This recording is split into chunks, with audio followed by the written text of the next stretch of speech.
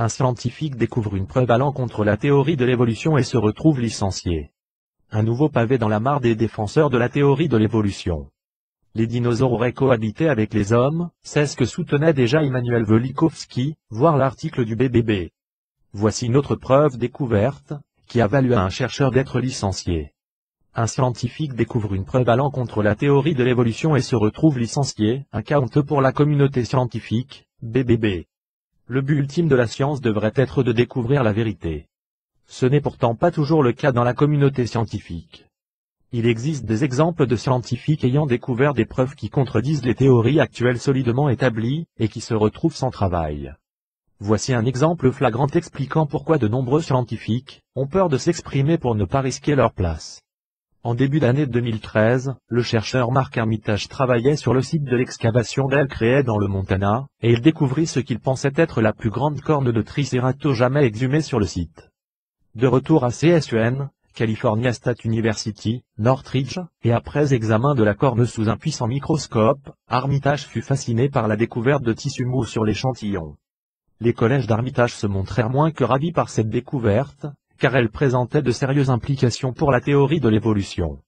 La découverte d'Armitage indiquait que les dinosaures sillonnaient toujours la Terre, il y a seulement quelques milliers d'années, et ne s'étaient pas éteints il y a 60 millions d'années selon la théorie officielle.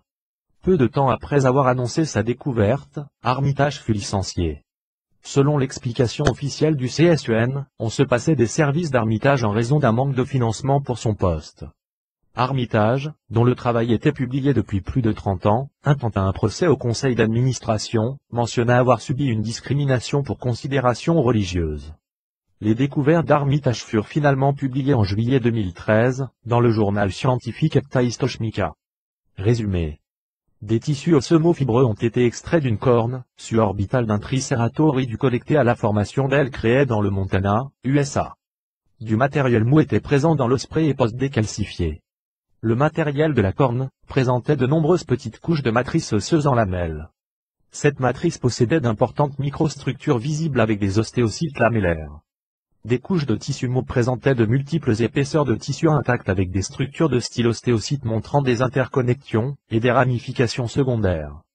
C'est le premier rapport de couches de tissu mou provenant d'une corne de Triceratops portant des épaisseurs d'ostéocytes, et il élargit la gamme et le type de spécimen de dinosaures connus pour contenir du matériel non fossilisé dans la matrice osseuse.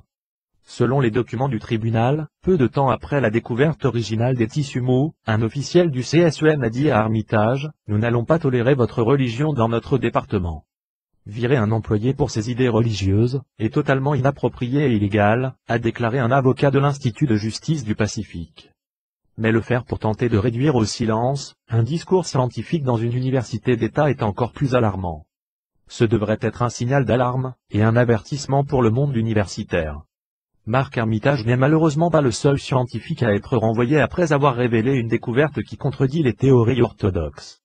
Ce qui conduit les gens à remettre en question, et à douter de l'honnêteté et de la signification réelle de la science actuelle.